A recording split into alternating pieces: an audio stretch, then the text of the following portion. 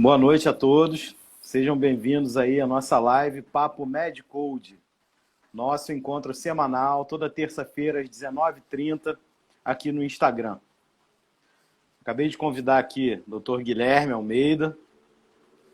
Já deve estar entrando aqui para a gente começar o nosso bate-papo. Conversaremos hoje sobre prescrição médica. Um tema muito importante para a nossa prática diária e que ainda muita gente tem muitas dúvidas sobre prescrições, né? A gente teve aí como legado aí da pandemia da Covid-19, em alguns estados aí do Brasil, a possibilidade de prescrição à distância, prescrição pelo WhatsApp.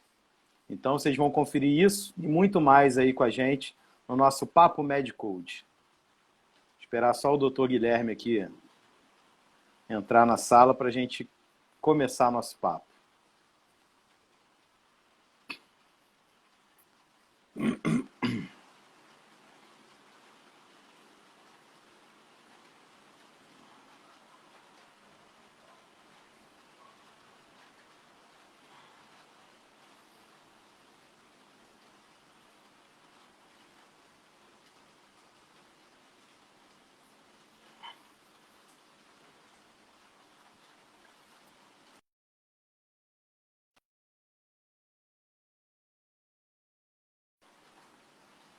Guilherme?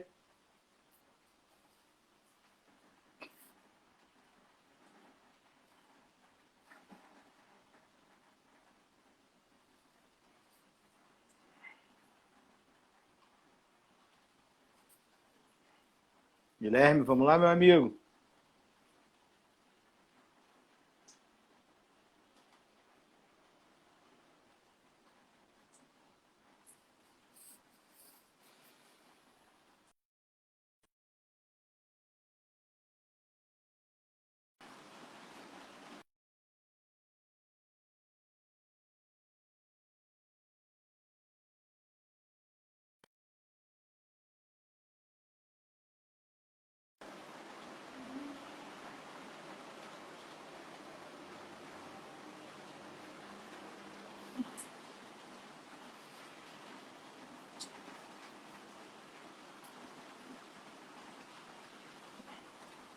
Vamos lá. E aí, meus amigos? Grande. E aí, meu irmão, tudo bem? Bom te ver novamente. Bom te ver, bom te ver. Aí, melhorando aí. Eu assisto calado. Foi grande, hein, meu amigo? Foram vários, inclusive, né? Saiu tudo no gel?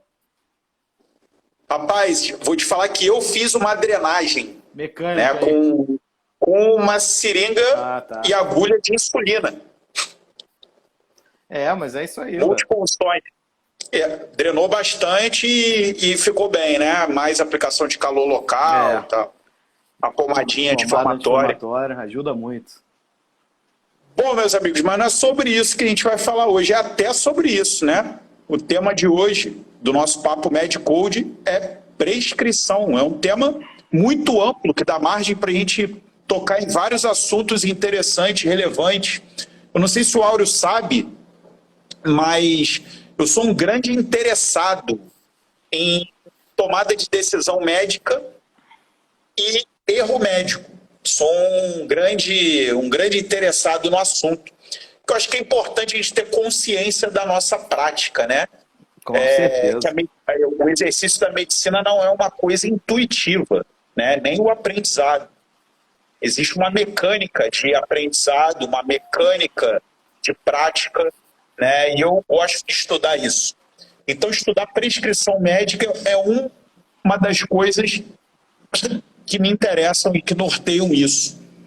E não sei se o Áureo fez as honras da casa, mas essa nossa sequência de podcasts, né, nossa sequência de lives, está toda salva, né, no nosso Papo MedCode nas principais redes de podcast. Não é isso, Áureo? Isso, exatamente.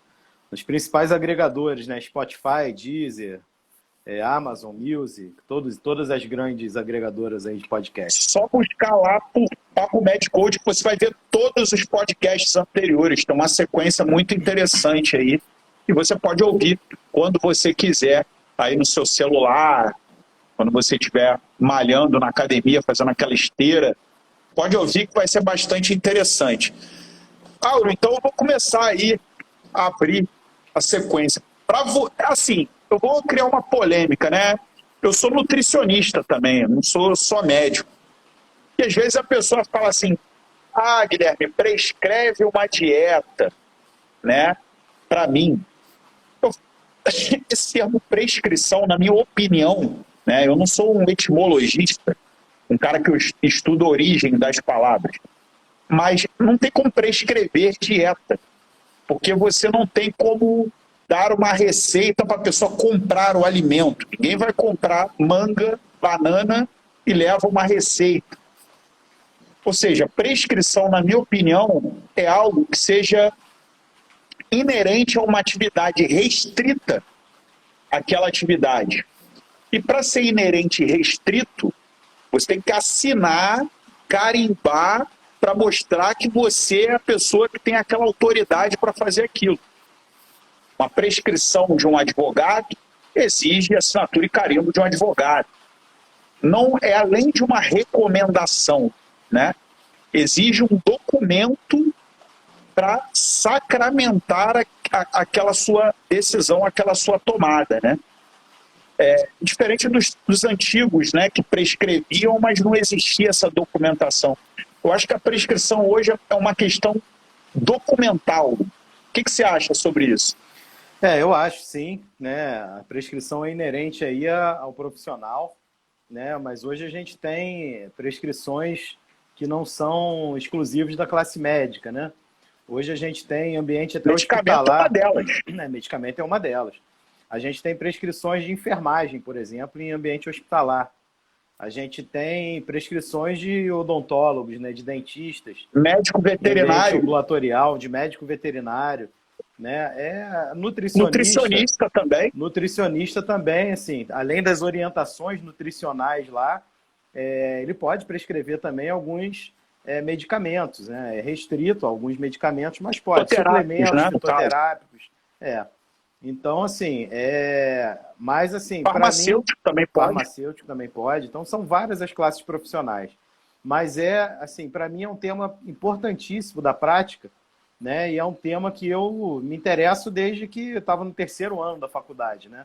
Quando você começa a aprender realmente o que é medicina, né? O que é cuidar dos pacientes, e o remédio é o que vai melhorar, teoricamente, os quadros lá que você vê, né? na prática, né? Então, você pode... Assim, eu comecei a aprender muito com insuficiência cardíaca, né? A primeira anamnese que eu fiz foi numa paciente que internou no hospital com edema agudo de pulmão, né? Hipertensivo. Então, assim, você fazer uma prescrição, né? O edema agudo de pulmão hipertensivo é uma das grandes emergências em que você, na maior parte absoluta aí das vezes, prescrevendo o medicamento certo, você tira o doente em alguns minutos, né? E assim, mas para isso a gente tem que saber prescrever os medicamentos, né? Então a prescrição para mim é muito importante. Prescrição é além das recomendações, né? Aquilo que você determina ou aquilo que você apresenta como solução, né? Existem recomendações, mas no geral essas recomendações devem ser documentadas. Sem dúvida. Porque hoje nos exige isso, por um mecanismo de proteção, por uma questão de esclarecimento para a pessoa que está do outro lado. Então, quando você, numa equipe multidisciplinar, tem uma prescrição de um nutricionista, ele escreve, assina e carimba. Então, todos nós nunca podemos esquecer isso, principalmente no ambiente hospitalar. Toda vez que você chama um colega, seja ele médico ou da equipe multidisciplinar, tem que registrar a orientação ou a prescrição, assinar e carimbar. Prescrição é uma coisa documental. Concorda nisso? Concordo, sem dúvida. Né? Hoje a gente tem um avanço aí na tecnologia, né? E em alguns locais você tem a prescrição ela já documentada através de certificado digital, né? Então, por exemplo, lá no Gafre isso está acontecendo agora, né? Vários médicos, vários profissionais de enfermagem, né? Nutricionistas, etc., tiveram que fazer aí o certificado digital para poder para poderem assinar as prescrições, os pedidos de exames, que não tem mais necessidade da gente carimbar e assinar. Na verdade, você assina digitalmente, né? E esse pedido fica lá registrado no computador com toda a segurança. Com hora e tudo mais. E tudo mais. Então é um carimbo. O momento que você fez. Exatamente. Só que tem mais segurança porque tem um momento exato que aquilo foi registrado, né? A hora. É isso aí. Minutos, assim, segundos. E agora com a pandemia, né, da Covid-19, foi uma das coisas que foram boas, né, que aconteceram durante a pandemia. Né? Foi o avanço também da possibilidade da telemedicina, né? Então, uma delas é a solicitação de exame e receitas você poder mandar para o paciente pelo WhatsApp, né? Isso é só por exemplo, aqui no Rio de Janeiro, aqui no Rio de Janeiro, o CREMERGE, né? O site do CREMERGE oferece esse serviço. Exatamente. Para quem não sabe, só entrar no site do CREMERGE, ele vai pedir teu CRM, a senha, você vai entrar num sistema que você consegue emitir receitas digitais válidas no estado do Rio de Janeiro. Mas existem outras plataformas pagas de receitas digitais. Essa plataforma do CREMERGE, ela é gratuita. Isso. E foi uma excelente aquisição. Exatamente. E o Conselho Federal de Medicina também está oferecendo isso, né, para médicos de todo o Brasil. Certificado digital. Né? Eu não sei quais são as unidades da federação que já oferecem essa possibilidade. Já entrei lá e né? vou ser sincero com você. Você precisa do token, né? Você precisa daquele... Aí dificulta, que aqui né? é oferecido pelo Serasa. Sei. Né? E aí você paga. Uma anuidade é R$300, alguma coisa nesse sentido. Não é gratuito. Eu acho que deveria ser gratuito, tendo em vista que nós pagamos o Conselho de Medicina. Esse mês foi mês, né? Exatamente. Uma quantia considerável. Com certeza. Né? Mas aqui no CREMERGE, aqui no Rio, a gente tem esse serviço de graça, né? E assim, é limitado, obviamente, não são todas as receitas que você pode fazer, né? Aqui as receitas azuis, amarelas e outras especiais não são contempladas aí por essa receita. Mas eles estão para inserir isso. Estão para inserir isso, está precisando aí do aval da Anvisa, se eu não me engano. Né, para a receita azul. Né? Mas, assim, já dá para mandar uma receita de um antidepressivo, de um antibiótico, tudo pelo WhatsApp, né? Receita especial é aquela branca, né? Receita C, né, se eu não me engano. A e C. A e C a gente já pode mandar via WhatsApp. Perfeito. E aí eu pergunto, isso a gente já definiu, né, o que é exatamente uma prescrição, inclusive falou, né, de outras categorias não médicas, que inclusive podem prescrever medicamentos dentro de sua própria lei. E eu queria perguntar para o Auro, para aquele cara que se formou agora, está entrando na residência, o que ele, na sua opinião, ele deveria saber sobre prescrição, assim? Que informações básicas esse colega deveria saber de prescrição? A primeira coisa é ele saber, mais ou menos, um esqueleto, né? um organograma mínimo aí para fazer a prescrição. Né? Uma prescrição hospitalar, por exemplo, né? Vamos falar de prescrição hospitalar primeiro, que, ao meu ver, é a prescrição mais complexa que tem. Né? É aquela prescrição que tem mais itens, vamos dizer assim. Então, uma prescrição hospitalar, via de regra, começa pela dieta do paciente. Né? Então... Sim, para mim o que o recém-formado tem que saber, e isso deve ser treinado desde o terceiro ano de medicina, quando você adentra a enfermaria, é o esqueleto, né? E aí você tem os itens. Item 1, exatamente. O item 2, a hidratação, como a gente já falou aí inclusive nos podcasts anteriores, né, a gente começou seguindo essa ordem. Exatamente. Falamos sobre dieta, falamos sobre hidratação, item 2... Aí, após esse item 2, existe um consenso, né? Após esse item 2, começam as diversificações. Isso, exatamente. Né? E aí... Eu, por exemplo, gosto de, após o item 2, Guilherme, de colocar os medicamentos de uso crônico, né? Que às vezes você preserva numa internação. Então, por exemplo, eu gosto de colocar os medicamentos específicos da internação. De uso agudo. Os medicamentos específicos da internação. Então, por exemplo, O paciente internou por uma pneumonia comunitária. Eu coloco lá. Se o paciente vai utilizar um esquema, por exemplo, de clavulin e claritromicina, eu vou escrever lá a posologia e a diluição, etc., do clavulin e da claritromicina. E, no geral, eu tendo a dar preferência ao nome químico, né? Isso. Mas eu não vejo problema de você colocar o nome fantasia, né? Você geralmente faz isso ou você tem outro método? Eu assim, em geral eu faço isso, né? Mas, por exemplo, em paciente de terapia intensiva, logo depois da hidratação, eu tendo a colocar primeiro os drippings, né? Primeiro as drogas de infusão contínua que o paciente usa, né? Então, é um paciente que está no CTI, que precisa estar em ventilação mecânica, por exemplo, e precisa ficar sedado. Então, coloco os sedativos que ele está usando em dripping. É um paciente que está em choque séptico, né? E está usando uma amina vasopressora. Então, coloco a amina vasopressora. E aí, depois desses medicamentos venosos que estão em infusão contínua, eu coloco os medicamentos de uso agudo, né? No caso do teu paciente aí com a pneumonia, né? Vamos transformar isso numa sepse pulmonar, no CTI, né?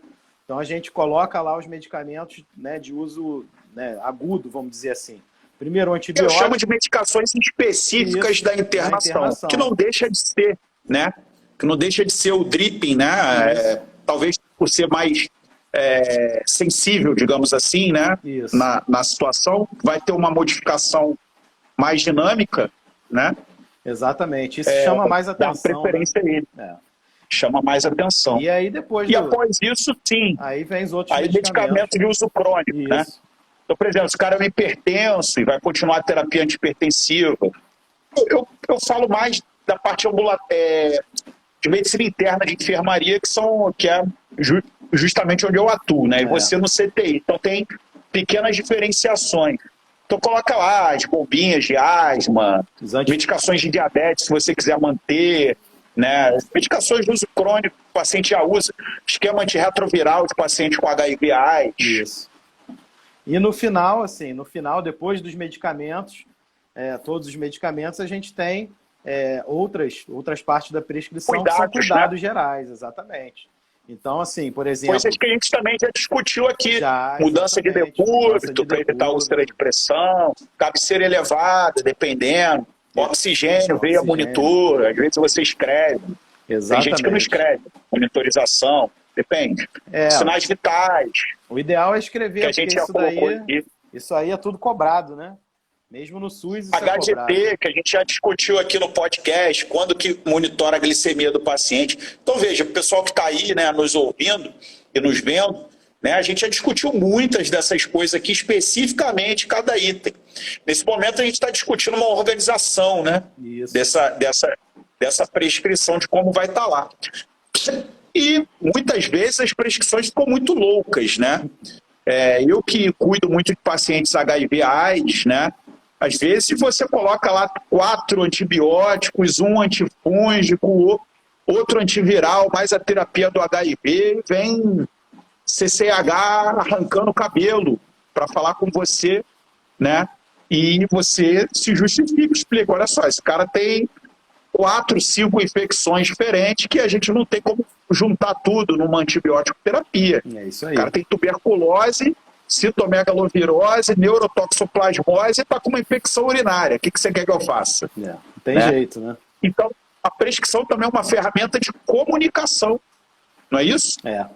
Sem dúvida. É uma ferramenta muito importante, né? De comunicação entre várias especialidades, né? A gente, por exemplo, no CTI, a gente hoje separou um pouco, né? A gente tem a prescrição de enfermagem, porque os cuidados de enfermagem estão cada vez mais complexos, né? E são cada vez mais individualizados também. Então, a gente até porque elas fazem relatórios contínuos, né? Relatórios aquele chamado últimas 24 horas, que a gente já discutiu aqui no outro podcast, né? As últimas 24 horas da enfermagem, né? Porque a enfermagem é o nosso monitor mais importante. Sem dúvida. Ela que está ali do lado do paciente. É o monitor cuidador. Sabe tudo. É isso mesmo. Exatamente. E assim, outras coisas importantes nas prescrições, mais as ambulatoriais, né?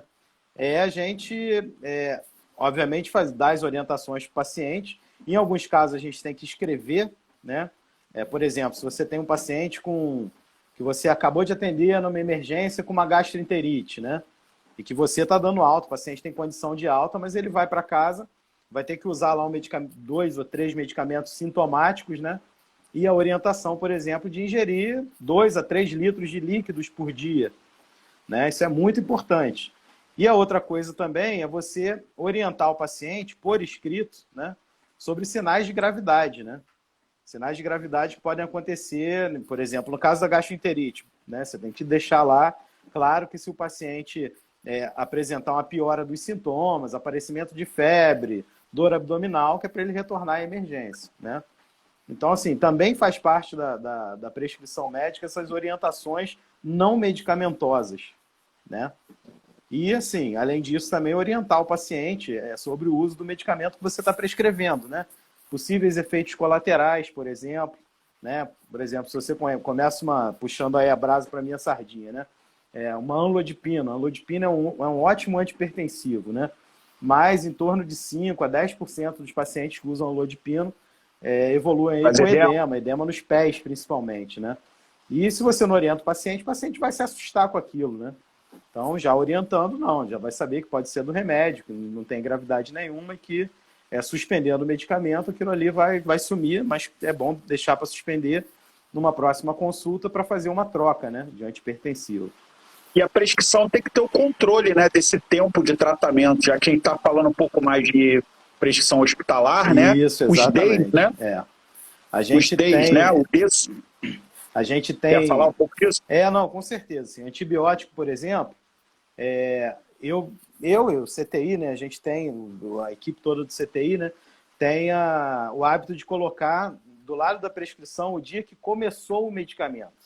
Né? Porque a gente colocar D1, D2, dia, D3... Você não bota o D, você bota a data. O D, bota a data. Né? E aí, assim, com aquela data, gente, assim, não tem erro para você saber em que dia tá. Né? Porque às vezes você atualiza, eu atualizo, mas um terceiro médico não atualiza o D. Então, aí eu queria falar um pouco sobre isso. O que acontece? Primeiro, o esquema de DEIs, ele tem que ter uma comunicação igual. Isso. Porque, por exemplo, vamos que você está prescrevendo um Clavulin de 8 em 8 horas, tá? E vê. Aí o seu paciente internou às 5 horas da tarde. Aí ele fez o Clavulin só a última dose do dia.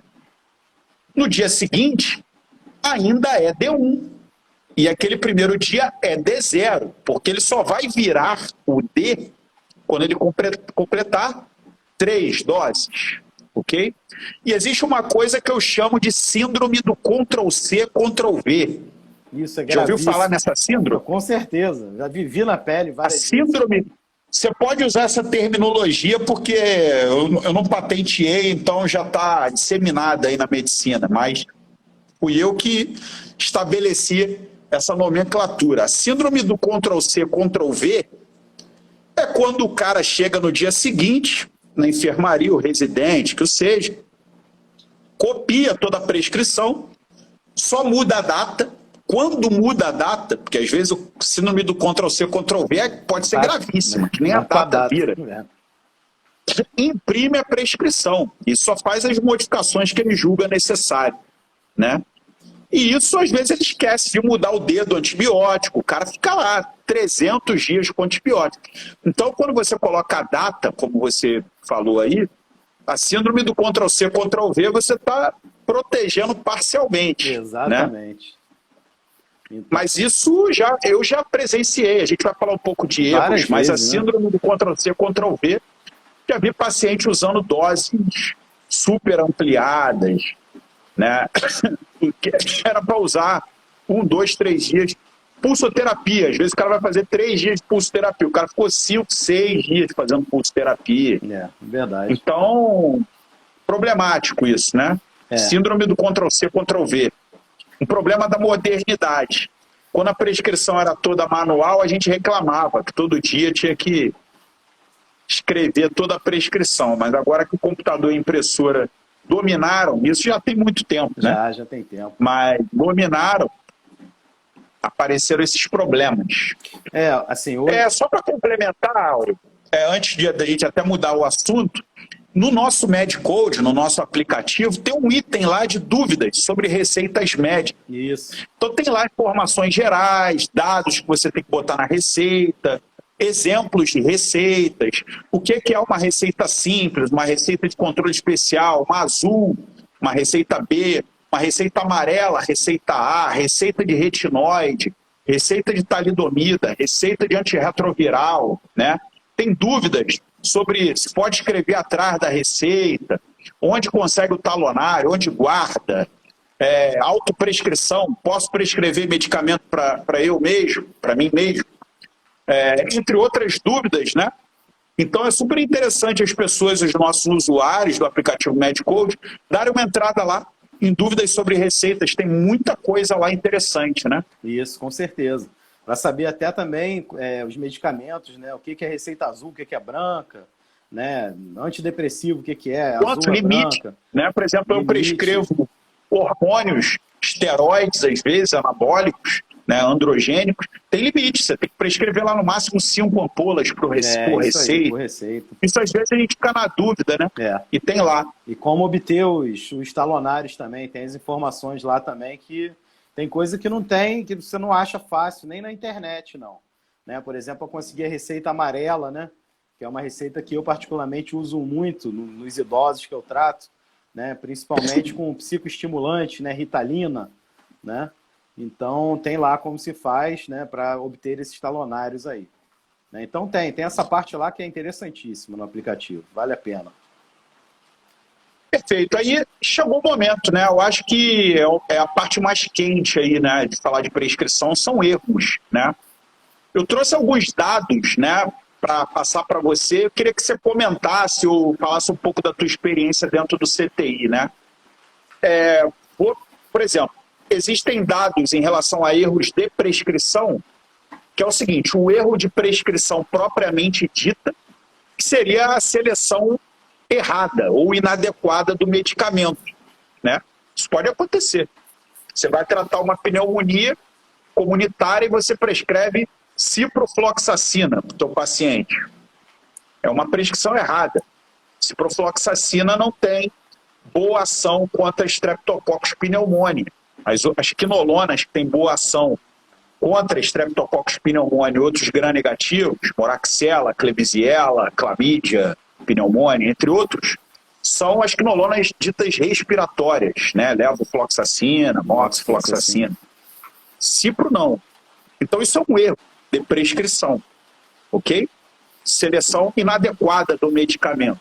Existe o erro de frequência, medicamento prescrito com frequência errada, né? Por exemplo, passa lá o captopril uma vez por dia. Captopril nem usa mais, né, gente? Mas, usa muito pouco. Antigamente a gente falava isso, né? Vai passar o captopril uma vez por dia. Vai passar uma metformina de 500 miligramas uma vez ao dia. A subdose total, né? Por erro de frequência. Dose errada, né? Como a gente falou da dipirona, na terapia analgésica. Usa lá 500 miligramas de dipirona, um cara de 120 quilos. Não vai rolar. De 12, né? Um adulto. De 12 em 12 horas ainda. Não faz nem cosquinha, né? Por exemplo, via errada, que entra aquela piada do analgésico, né? O oralgésico, né? O analgésico toma via oral, né? Por via anal, né? Não é supositório. Mas existe, né? A via errada. Tem exemplos esdrúxulos, né? De gente macerando comprimido e injetando na veia. Não sei se você já ouviu histórias já vi. desse tipo. Já vi. Nutrição parenteral no dreno de tórax, né? A NPT, nutrição pulmonar total, né? Isso é catastrófico. Com certeza. É parenteral.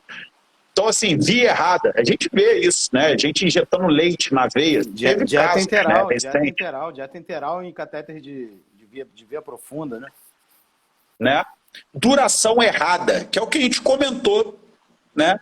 O antibiótico, né? Às vezes fala, vai usar 7 dias, mas você tem que controlar no dia a dia quanto tempo o paciente vai usar. Exatamente. Esquemas quimioterápicos, né? Os quimioterápicos são aqueles que tem que ter o ritual, né? O protocolo. Se tem alguém da oncologia aí, sabe?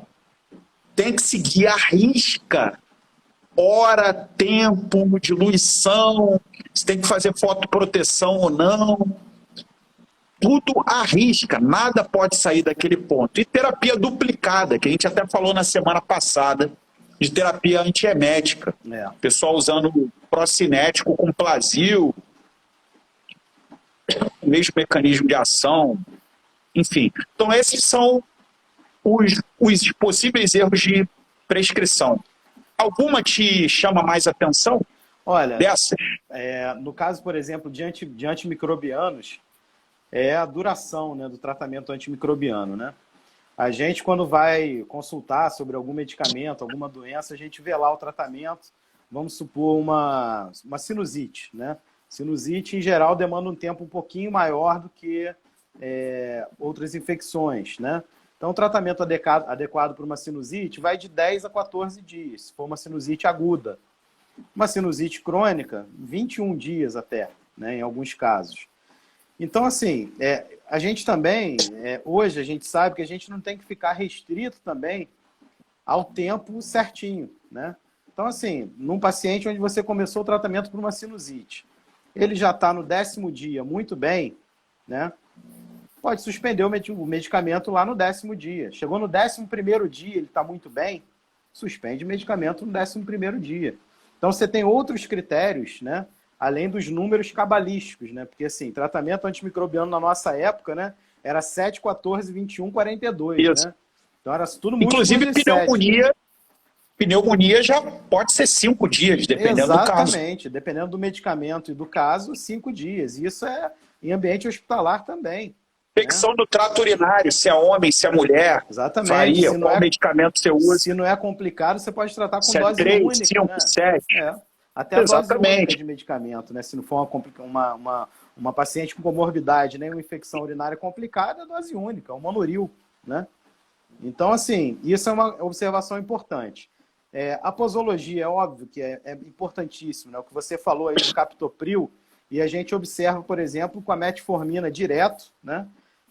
Com a siltagliptina, por exemplo, com vários medicamentos, né? Com o propranolol, né? O propranolol ainda tem o seu uso em algumas situações, né? Não mais como antihipertensivo, não mais como antiarrítmico, mas, por exemplo, na cefaleia, né?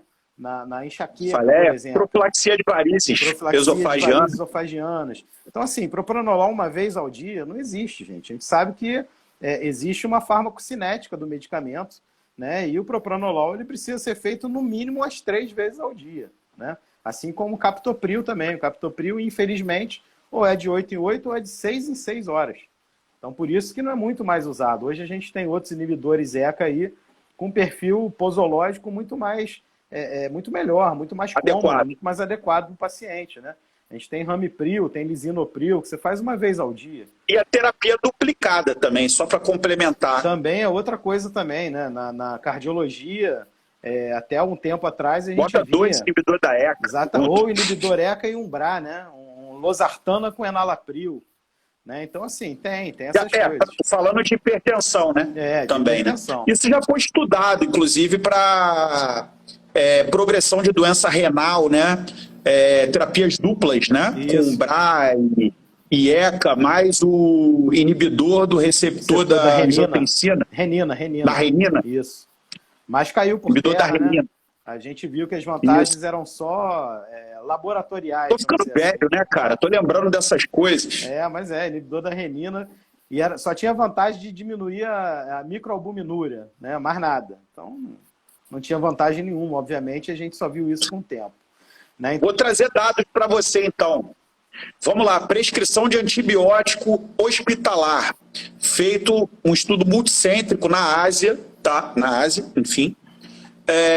40% das prescrições continham erros.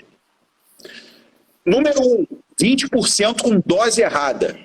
2, 18% com frequência errada. E 3, terapia duplicada, 18%. Prescrição de antibióticos. Isso é grave. Então, assim, há uma má prática, né? Em relação à prescrição de antibióticos em quase metade das prescrições.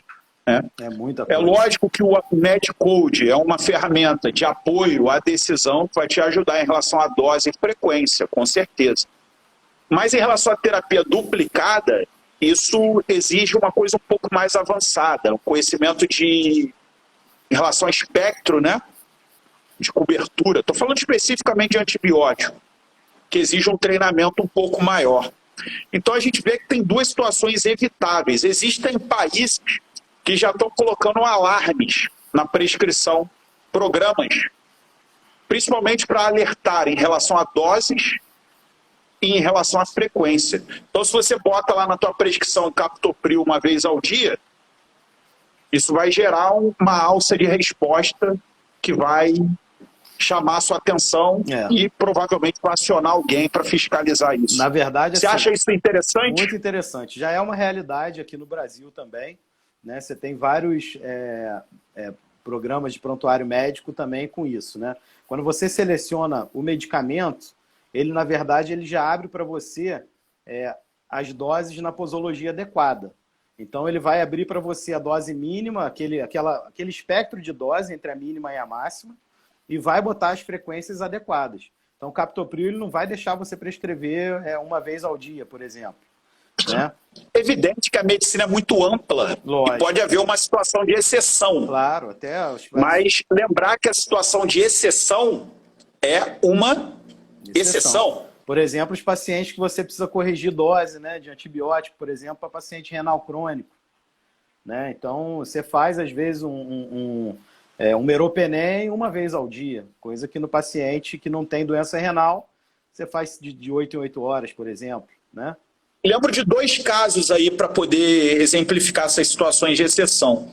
Um foi um paciente com uma peritonite por ruptura de úlceras por citomegalovírus, com HIV/AIDS, e o paciente tinha uma tuberculose disseminada junto.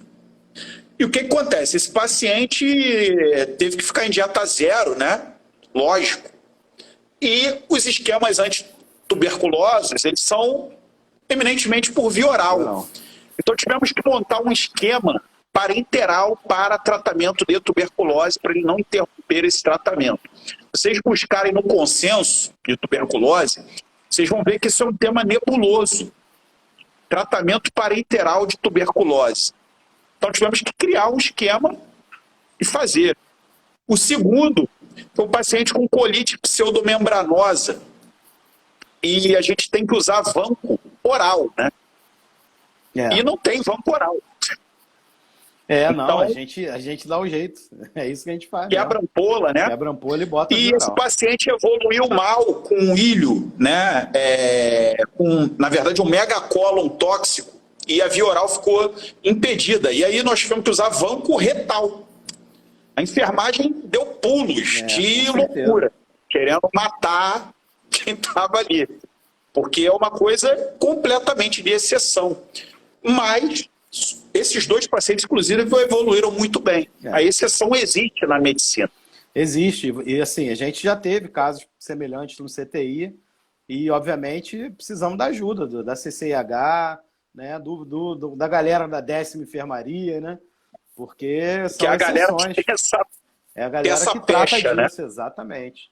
Né? Mas tem, exceções existem, né? Exceções existem. E só para completar os dados, né, 53% desses pacientes onde ocorreram erros foram pacientes de longa permanência. Ou seja, lógico, né, quanto mais tempo ele ficar, mais sujeito a erros. Exatamente. E a síndrome do Ctrl+C, Ctrl+V está mais presente também, né? Infelizmente. Claro. Existe o erro de enfermagem. A gente chama de erro de enfermagem, mas quando a gente fala de erro médico, né, envolve todo mundo, né? Se tiver um erro de enfermagem, é erro médico também. Está todo mundo no mesmo barco, né? Que é o erro de omissão, né? Você não dá aquela dose que deveria dar. O erro de hora, dá na hora errada. Medicamento não autorizado, faz o medicamento que não estava prescrito. Erro de dose também. Você prescreveu uma dose, mas na hora de aplicar ficou um restante lá, um resíduo. Erro na preparação, erro na técnica de administração, medicamento deteriorado ou vencido, entre outros, né? Esses erros existem. Você sabe qual é o erro mais comum desses de enfermagem? Não. É a omissão. Omissão, de não fazer omissão. de não fazer o medicamento. Chicar que fez e não fez. Isso é Ou grave. simplesmente não fazer e nem ticar. Isso é muito grave porque assim, a gente conta com aquele tratamento, né? Então, um antimicrobiano, por exemplo, um antiparkinsoniano, enfim, um corticoide no Tem um paciente com estudo na edema Índia, cerebral. fiz o dever de casa, tem um estudo na Índia. A Índia é um país muito semelhante ao nosso, apesar da gente ter um pouco de achar que nós somos muito melhores. Mas 40% dos erros de enfermagem, dos erros, foram erros de omissão. E em torno de 15% das prescrições tinham algum erro em relação à enfermagem, né? O segundo erro foi o erro de hora, né? Você fala para fazer numa hora e não faz naquela hora. Atrasa, né? Geralmente por atraso. Traz. Os outros erros foram menores, né?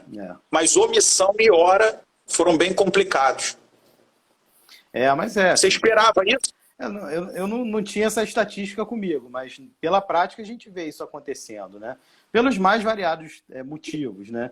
Desde a sobrecarga lá de pessoal, onde a gente tem às vezes um quantitativo inadequado de profissionais de enfermagem, né?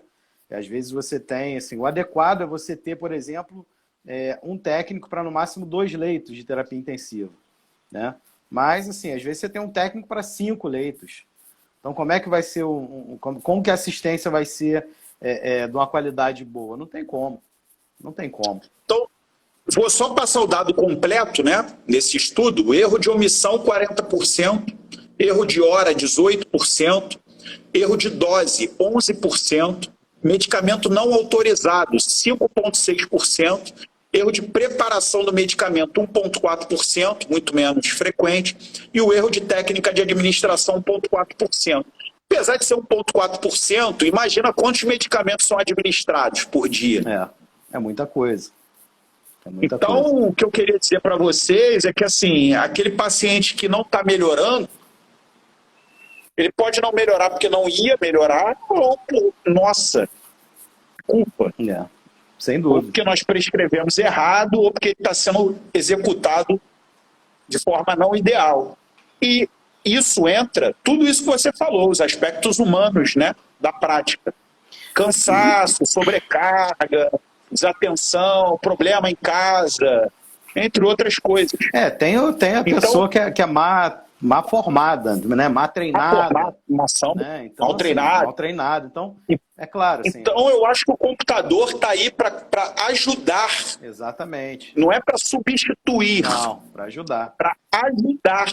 A gente tem hoje... nessas situações. A gente tem hoje mecanismos de dupla checagem, com códigos de barra, né? Uma coisa bem mais segura do que antigamente. Mas, assim, se você não tem ali para checar o código de barra, se você não tem um profissional preparado, também vai acontecer erro do mesmo jeito, né? Na hora que você está prescrevendo, né, o computador também pode te ajudar com a posologia, né? Mas, uma coisa que eu aprendi, vivenciei nos Estados Unidos, é o CMO, o Chief Medical Officer. Na verdade, é igual um CEO, mas é um CMO, né? Por quê? É uma figura que centraliza a responsabilidade de evitar erros. Então, ele tem esse objetivo. Então, a função dele é duplo cheque em todas as situações do hospital. Todas. Vistoriar se está tudo sendo feito adequadamente, checar todas as prescrições, fazer reuniões com comissão de infecção hospitalar, comissões de terapia nutricional, participar de toda... É um orquestrador, que às vezes é falado como diretor médico, né? Mas essa figura ela tem que estar presente e tem que ser eficiente. Aqui no Brasil, a gente tem nos serviços, pelo menos de unidade fechada, a figura do rotina fazendo isso, né?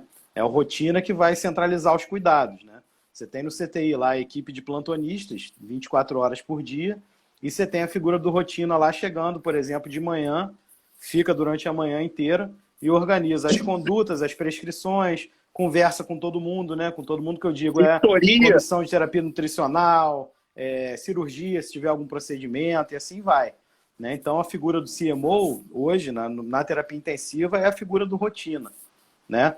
Exatamente. O diretor ele pode ser médico... auxiliado por ferramentas, ele pode ser sem dúvida. Ferramentas computadorizadas, né? Computador, alarmes de prescrição, que ele tem como checar depois, Áureo. Ele tem como ver e falar assim, olha só, tal pessoa está cometendo muitos erros. Exatamente. Tal pessoa precisa treinar mais. O plantão de tal dia está dando problema. Porque isso gera estatística. A gente tem que gerar estatística dessas situações também. Sem dúvida. Né? E assim, aqui no Brasil, a figura do diretor médico, do chefe de serviço, é uma figura muito mais burocrática, né? A gente não tem essa emblemática, digamos assim, do que de executor não propriamente tem, dito. De executor, de buscador da qualidade, né? Não tem muito disso. Controle de qualidade. Controle de qualidade. Calar, controle de qualidade. Controle de qualidade tem que ser uma pessoa neurótica. Exatamente. Olha, tá sujo o chão. Desde que se... Olha, olhei aqui, fulano não tá lavando a mão. Olha, isso aqui pode gerar um acidente pérfuro cortante. Tem que ser uma pessoa que tenha conhecimento e formação nessa questão dos erros. E nós não somos treinados. Não somos. Para erros. Concorda? Concordo. A gente, assim, lá o Gafria, por exemplo, está participando atualmente de um projeto, que é o projeto Saúde em Nossas Mãos, né, do SUS. E é exatamente isso, para fazer esse treinamento. Né? E, assim, está sendo iniciado lá pelo CTI e vai contemplar o hospital inteiro. Né? É um projeto nacional gigante, que é tocado aí por vários hospitais de referência do SUS, né? E que já está avançando no CTI, né? E que visa aí diminuir o índice de infecções hospitalares de uma maneira geral. Né? Infecção por catéter, infecção do trato urinário hospitalar, pneumonia associada à ventilação mecânica. Né? Então, é um treinamento bem legal que a gente aprende realmente o quanto é importante, né? As pessoas lavarem a mão adequadamente. Foi outro, aliás, outro legado da Covid, né? É a presença do álcool gel agora em qualquer lugar que você vá dentro do hospital. Né? Em todos os lugares no hospital você tem um dispenser de álcool gel. Né? Então, e a higiene das mãos com álcool gel, quando é bem feita, obviamente, ela substitui a lavagem das mãos, né? Em muitas situações. Então, é uma coisa que a gente está adquirindo, né, como hábito e que vai ajudar com certeza no futuro. Né? E esse projeto, em breve, vai estar no hospital inteiro. É muito legal. Beleza, eu estou satisfeito. E você, meu amigo? Com certeza, satisfeito. Falamos de várias coisas hoje, receitas especiais. Foi quente hoje, foi quente. Exatamente. Muito bom. Então, eu deixo uma última mensagem antes de passar a palavra final para você. Eu sou um grande adepto do princípio Kaizen, japonês. Hoje melhor do que ontem, amanhã melhor do que hoje. Então, aprender com os erros é um grande aprendizado para todos. É isso aí. Bom, vamos terminar então nossa live aqui, Papo Medcode, nosso encontro semanal, toda terça às 19h30. E o conteúdo em áudio da nossa live vira podcast, Papo Medcode, nos principais agregadores de podcast. Tá? Boa noite a todos.